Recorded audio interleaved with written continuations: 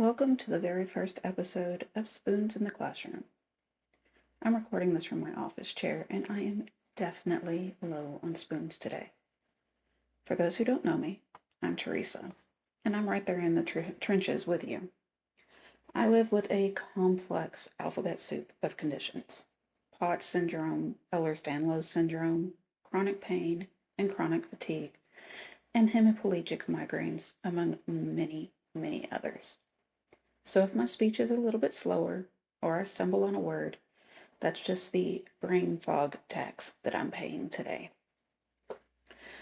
I want to say hello to our community, the brick and mortar teachers hiding in your classrooms during a prep period, the virtual teachers trying to find the energy to turn that camera on, the stay-at-home parents, and the homeschool parents trying to teach algebra when your joints feel like they're made of glass. I see you. We share the same struggle, trying to show up for others when we are physically running on empty. Unclench your jaw, drop your shoulders. You're in the right place. Now, before we talk about the scaries, we have to talk about the spoons. The spoon theory was created by Christina Miseradino, and I know I probably butchered that name, but it's a universal language for those in our community. Most people wake up with an unlimited supply of energy. But when you have EDS or POTS, just the act of standing up or your heart rate spiking can cost you a spoon. We have the teacher's toll: driving to school, walking to the copier, 3 spoons. Dealing with a first period meltdown, 2 spoons. You're halfway through your day's currency before the first bell even rings. The parent's toll: managing a toddler while your heart is racing from POTS. That's 4 spoons. Trying to facilitate a homeschool lesson while a migraine is looming, at least 3 spoons, if not more. By 10 a.m., you're looking at an empty drawer. So today is about what to do when you have 3 spoons left, but the world is asking for 50. So let's talk about that 50-item overwhelm. The Spoonie Scaries. This is a conflict between your brain and your body. So let's talk about that specific Sunday night or Monday morning dread. I'm going to call it the Spoonie Scaries. You're lying in bed, and maybe your heart is already doing that POTS flutter, or you feel heavy and the heavy laden weight of chronic fatigue settling into your bones. And you start running through that mental reel of the day ahead. For our brick and mortar teachers, it's hallway duty and the 30 loud voices. For homeschool parents, it's the lesson prep and the constant mom, mom, mom. Your heart starts racing because your body is screaming no, but your sense of duty is screaming yes. This isn't just the Monday blues. This is grief. This is real, unaltered grief. That grief of remembering the version of yourself, maybe from 5 years ago, maybe even just from last week, who could power through. You're mourning the person who didn't have to calculate the energy cost of getting a shower. But here's the truth we have to face. Powering through is a lie that leads to a crash. So today, we're not powering through it. We're pivoting. Think of your brain like a computer browser. Every single item on your to-do list, no matter how small it is an open tab. Submitting attendance, that's a tab. Moving laundry to the dryer, that's a tab. Responding to that slightly passive-aggressive email, that's a tab. And when you're in a flare, especially with someone or with something like a hemiplegic migraine or that fibromyalgia fog, your RAM, your working memory, is severely limited. Even if you aren't actively working on a task, those 50 open tabs are sucking up your processing power in the background. That's why you feel exhausted before you even move. Your system is spinning just trying to keep the list alive. And when you have 50 open tabs and your battery's at 5%, your computer freezes. That's brain fog. That's why you're staring at the wall. We're going to hit Control-Alt-Escape and Control-Alt-Delete, and we are going to force quit every single tab that is not essential for the next 3 hours. Not the next week, just the next 3 hours. So let's talk about the B- Manifesto. And most of us teachers and parents were the type A high achievers. That's why we're teachers and dedicated parents. We want that A+ every day. We want the Pinterest perfect homeschool room and the flawlessly color-coded virtual slides, and we want everything in its place. But when we're managing chronic pain and chronic illness, the A+ is a trap. It's a recipe for a 3-day bed rest sentence. Repeat after me. B- work is a gold medal victory. Let's say that again. B- work is a gold medal victory. For virtual teachers, if you taught from your couch with the camera off because the light was triggering a migraine, but the kids still learn the concept, that's an A+ in management. Our brick and mortar teachers, if you sit at your desk and let the kids do a silent reading block so you could get your heart rate down, that's an A+ in sustainability. Our homeschool stay-at-home parents, if today was a documentary and cereal kind of day because you couldn't stand in the kitchen without your pots flaring up, that's an A+ in parenting. The kids are taken care of. They're learning. And you're taking care of yourself. That's what matters. We're going to redefine the standard of care to include us, the provider. We can't pour from an empty cup. And when we send ourselves into a flare, we're no use to anyone else. We can't teach, even with the camera off. We can't cook. We can't even pour a bowl of cereal. We can't even stand silent reading because even silence is too loud when you're in a flare. So let's redefine that standard of care that we give everyone else and make sure that we include ourselves. If the teacher or the parent breaks, face it, the whole system collapses. Therefore, and I'm going to tell you this so many times, resting is a professional responsibility. We are going for the gold medal in staying functional, not looking or being perfect. We're choosing to be good enough today so that we can exist tomorrow. I need you to hear that again. We're choosing to be good enough today so that we can exist tomorrow. Because if we overgive today, we're going to be in bed tomorrow. We're not going to be able to function. So let's be good enough today. so that we can be present tomorrow. All right, so let's talk about our triage of ourselves that we have to do every day. Step 1, the safety filter. This is the keep the lights on audit.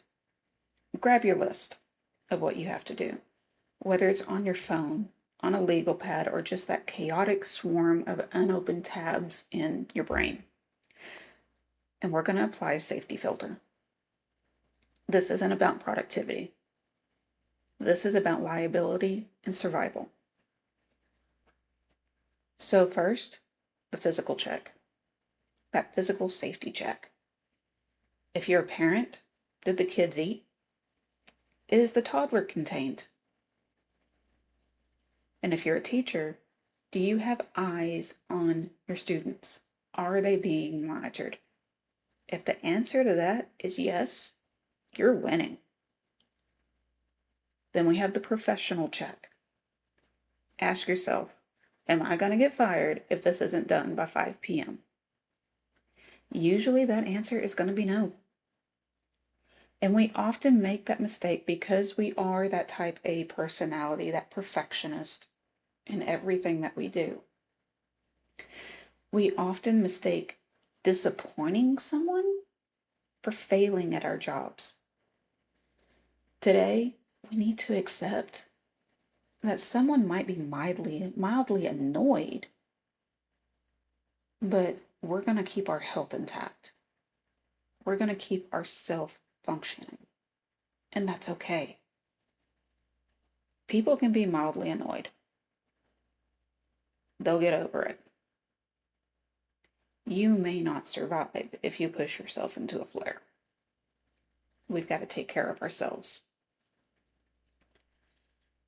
And then we have our later pile. Drag everything else. The laundry. The grading of those fun essays. The organizing of our Google Drives. Put it in a mental folder labeled Friday. Even if it's Monday right now. Give yourself permission to let it sit. Not everything has to be done on Monday. Then we take our 3 things rule. After you've done that safety filter, we've applied our safety filter. Now we're going to do the 3 things. We're going to do a deep triage. Look at what's left. Look at what's left on your list. And we're going to pick 3 things. That's it. 3 things. Why just 3? Because in a flare, our working memory is compromised. We can hold 3 things in our head, but 4 is an avalanche. So let's look at how we execute these while managing POTS, Ehlers-Danlos, fibromyalgia, lupus, and the pain that comes along with all of that. So pick those 3 things, all right? So for example, voice to text. Gotta tell you, I use it. I really do. It lowers that physical load. For my teachers and professionals, typing is high energy. It strains your neck. It keeps you upright. And it's just energy to talk or type. Moving your hands, especially if you've got pain, that can cause more pain. It can make it worse. Sitting up, not so great for POTS. I'm going to pass out if I sit up too long. The strain on your neck from being in that upright position, not great for those of us with loose ligaments, like if we have EDS or if you have fibromyalgia, that's going to make that pain worse. So let's lie down, flat on your back. Get that blood going back to your brain. Open a Google Doc or an email on your phone and hit that microphone button. The script. Hey, boss. Hey, supervisor. I'm working through a flare-up today, so I'm going to keep things brief. Here's the info you need to know. Don't fix the typos yet. Just get the words out. You're using your voice to save your hands and lower your heart rate. Example 2, our low spoon curriculum for our digital teachers and our brick and mortar teachers. That low spoon curriculum, this is our digital co-teacher. This is for our brick and mortar teachers as well as our homeschool parents. We often feel like we have to be on stage to be teaching. We're often taught in college that we have to perform to keep the kids' attention. Well, today you're going to be the director, not the lead actor. We're going to deploy a self-paced day. Whether it's a curated YouTube playlist, a Khan Academy unit, a Kahoot, an educational documentary, whatever. You're going to dim the lights, and you're going to tell the kids it's a focused observation day. This gives you a 45-minute window to sit, hydrate, manage your pain levels while they are still meeting those learning objectives that our bosses make us write on the blackboard every day. You aren't ignoring them. You're facilitating from a seated position and taking care of yourself in the process. Example 3, sending out an I'm flaring communication. This is often your third thing because it clears the mental clutter. Sending that I'm at capacity email, this is an act of self-defense. And I'm going to put the templates that I use in the comments. I'm going to put a link to them there. That way you have access to them. Save them in, if it's a text, save it in your quick notes. That way it's just a quick copy paste. So a template. Hi team, hi family. I'm managing a hemiplegic migraine or a health flare today. I'm going to focus on this, this, and this. And otherwise, I'm going to be offline. Thank you for your grace. I'm here if you need me. Once that's sent, the expectations are managed. You've effectively closed the tabs that were draining your battery. And that's okay. Step 3, permission to stop. The hard stop. This is the most radical part of taking care of yourself and putting yourself first when you're managing all of these other body and health conditions. Once those 3 things are checked off, even if it's only been 90 minutes, your workday is done. I know. Your brain is sitting there screaming, but I could do one more thing. I can do 2 more things. No. Stop. That one more thing, that's where we send ourselves into a crash. That's where the flare-up's going to come from. So I am giving you permission to stop. Once those 3 things are done, the 3 things that you absolutely have to get done today. Once that's done, stop and take care of yourself.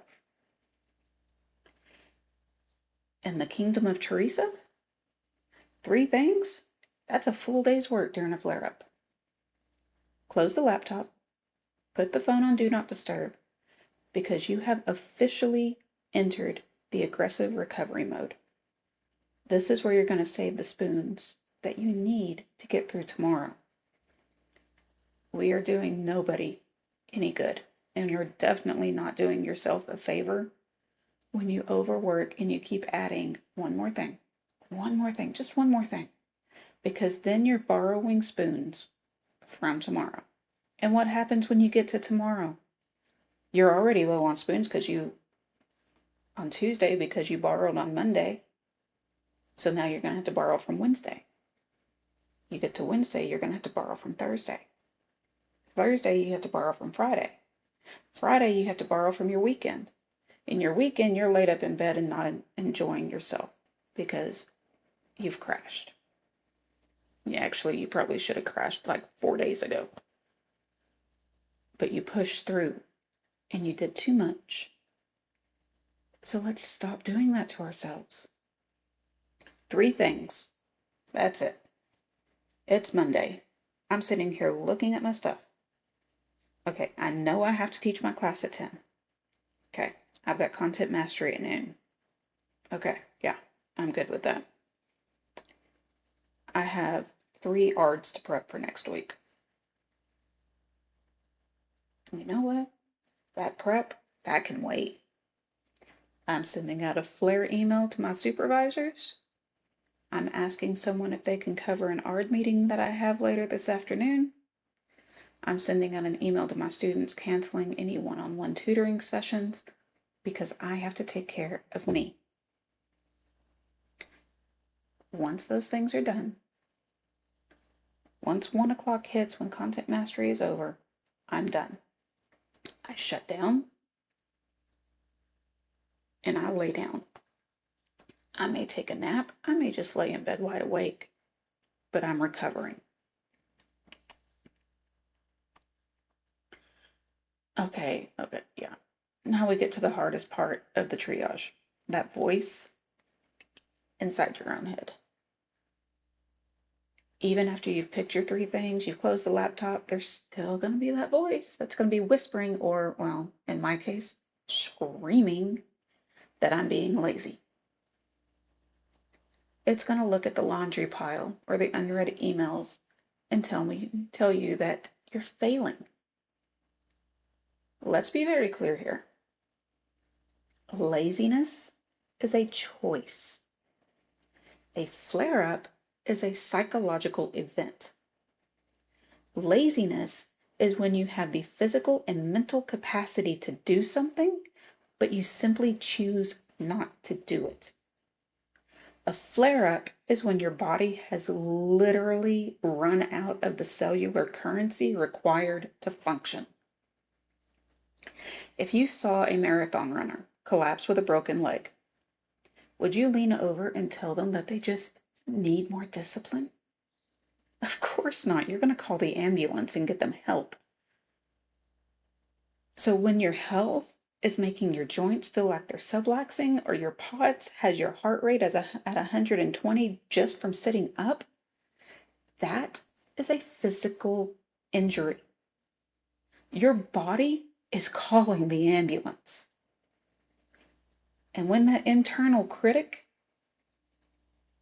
starts up, talk to it like a gentle but firm boundary setter.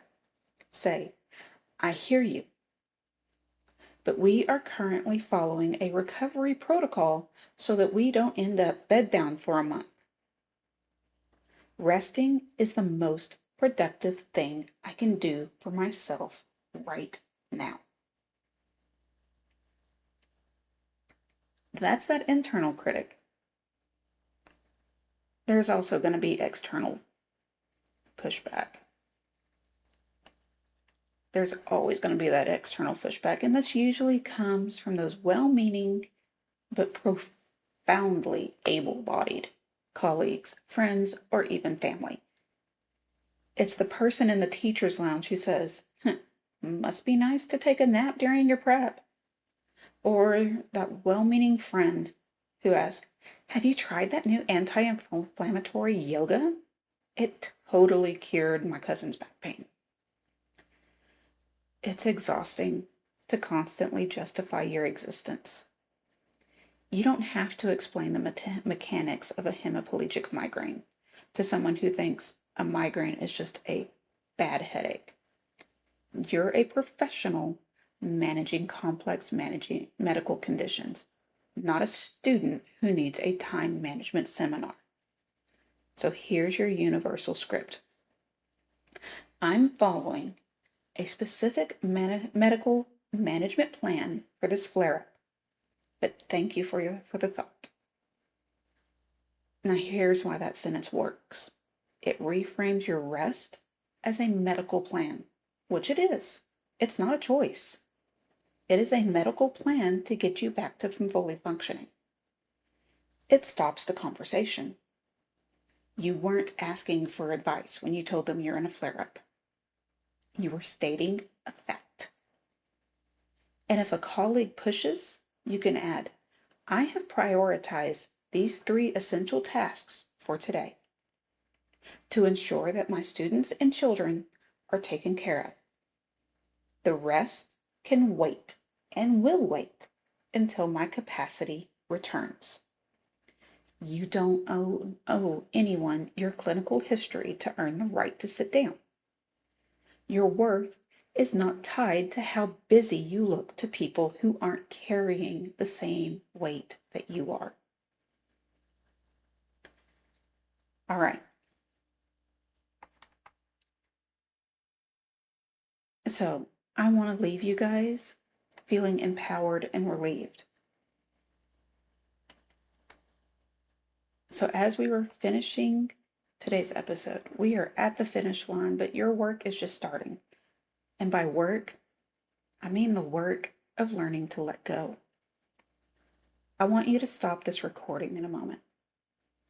I want you to grab a physical Post-it note or a single scrap of paper, not your full planner, not your digital planner with all those blinking notifications, just a scrap of paper. Write down your 3 things. Look at them. Those are the only things that exist for you today. Now, I want you to look at that 50-item list. The one that's been making your heart race and your pain flare up. And I want you to look at it. And I want you to say out loud, not today. You aren't saying never. You're just saying not now. Put the big list in a drawer. Close that mental tab. And you've officially triaged your life. You have focused your limited spoons where they matter most. And that is a massive professional and personal win. Now, before I go, if this episode has helped you breathe a little bit easier today, I would love for you to join our Low Spoon community. Please like, share, and subscribe to the show on YouTube and Spotify. Sharing helps other teachers and parents realize they are not alone in this alphabet soup of chronic illnesses. It helps us find each other in the dark. You are doing a great job at a very, very hard thing. Navigating POTS, Ehlers-Danlos, chronic pain, whatever else you have going on, while raising tiny humans, while educating future generations. That is the work of a hero. Each and every one of you are heroes for doing what you do with the limited spoons that you have. Please remember, authenticity is better than perfections. I did this episode in one take. I was constantly changing positions. I was constantly moving. I stood up a few times. I stumbled over my words, but I didn't stop. Because showing up is more important than looking perfect. You can do your day in one take too. Now, and I'm giving you permission for this, go back to resting. Close your eyes. You've done enough for today. I'm Teresa, and I'll talk to you when we both have more spoons. Bye for now.